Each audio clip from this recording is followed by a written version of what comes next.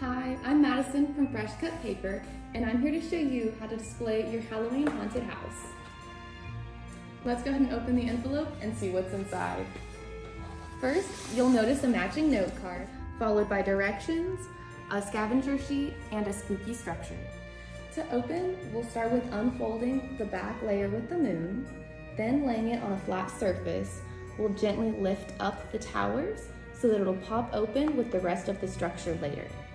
Then we'll go ahead and separate the bottom pieces, and noticing the 2 orange dots, we'll press on that to pop open your structure. Your haunted house is now ready to be displayed. You can open up the front doors to take a peek inside.